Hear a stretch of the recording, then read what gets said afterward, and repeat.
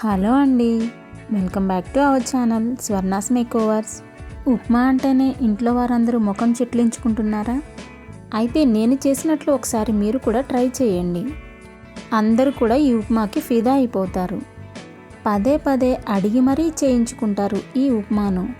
ఇక ఆలస్యం చేయకుండా నేతి జీడిపప్పు ఉప్మాను ఎలా చేయాలో చూసేద్దాం. ముందుగా స్టవ్ వెలిగించేసి ఒక కళాయిని పెట్టుకొని 3 స్పూన్ల వరకు నెయ్యిని వేసుకోవాలి.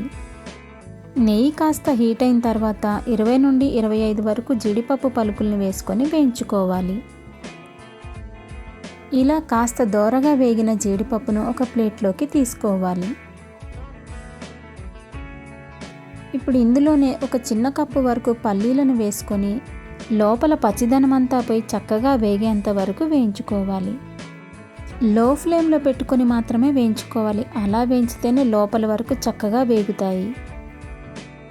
పల్లీలు కాస్త కలర్ చేంజ్ అయ్యి బాగా వేగిపోయిన తర్వాత జీడిపప్పు తీసుకున్న ప్లేట్లోకి పల్లీలను కూడా వేసుకోవాలి. ఇప్పుడు అదే కడాయిలోకి 1.5 కప్పు వరకు బొంబాయి రవ్వను వేసుకొని గరిటెతో కలుపుతూ బాగా వేయించుకోవాలి. రవ్వ అంతా నెయ్యిలో కలిసిపోయే విధంగా గరిటెతో కలుపుతూ సిమ్లో పెట్టుకొని బాగా వేయించుకోవాలి.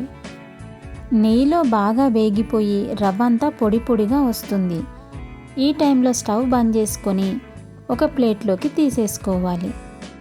ఇప్పుడు ఉప్మా కోసం ఒక గిన్నెను పెట్టుకొని 3 స్పూన్ల వరకు నెయ్యిని వేసుకోవాలి. 2 స్పూన్ల వరకు ఆయిల్ను కూడా వేసేసుకోవాలి. వేసుకున్న నెయ్యి నూనె కాస్త వేడెక్కిన తర్వాత 1 స్పూను ఆవాలు, 1 స్పూను జీలకర్ర, 1 స్పూను పచ్చిశనగపప్పును, 1 స్పూను మినప్పప్పును వేసుకొని వేయించుకోవాలి. 1 ఇంచు వరకు అల్లంను సన్నగా తరిగి వేసుకోవాలి. వేసుకున్న తాలింపు గింజలు, అల్లం కాస్త వేగిన తర్వాత ఒక మీడియం సైజు ఉల్లిపాయను పొడుగ్గా సన్నగా తరిగి వేసుకోవాలి. 3-4 పచ్చిమిర్చిని చీలికలుగా కట్ చేసి వేసుకోవాలి.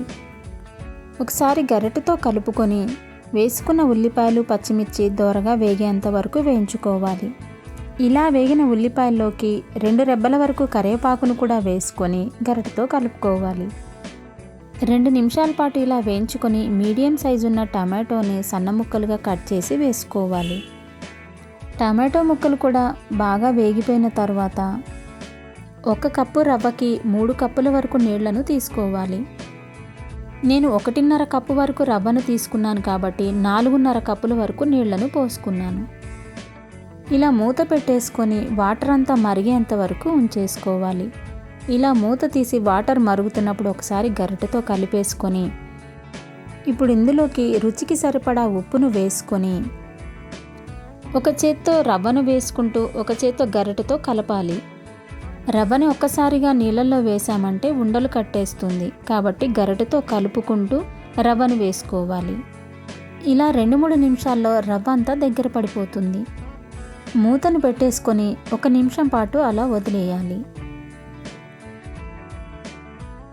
1 నిమిషం తర్వాత మూత తీసేసుకొని మనం ముందుగా వేయించి పెట్టుకున్న పల్లీలు, జీడిపప్పును వేసుకోవాలి. నేను జీడిపప్పును కొన్ని పక్కన ఉంచేసుకున్నాను గార్నిషింగ్ కోసం. పల్లీలను అందరూ ఎక్కువగా తాలింపులో వేస్తూ ఉంటారు. తాలింపులో వేసినట్లయితే మనం వాటర్ పోస్తాం కాబట్టి అవి ఉడికినట్లుగా ఉంటాయి. ఇలా వేయించుకొని లాస్ట్లో వేసుకున్నారంటే ఉప్మా రవ్వలో పల్లీలు టేస్ట్ చాలా బాగుంటుంది. ఇప్పుడు స్టవ్ ఆఫ్ చేసేసుకొని ఒక గిన్నెలోకి సర్వ్ చేసుకోవాలి. నేను ఒక బౌల్లోకి అడుగున జీడిపప్పు పలుకులను వేసుకొని ఉప్మాను ఆ బౌల్లోకి తీసుకుంటున్నాను. బౌల్లో వేసుకున్న ఉప్మాను ఒక ప్లేట్ తీసుకొని దానిలోకి వేసేసుకుంటున్నాను. ఇలా వేసేసుకొని పల్లీ చట్నీతో సర్వ్ చేస్తున్నాను.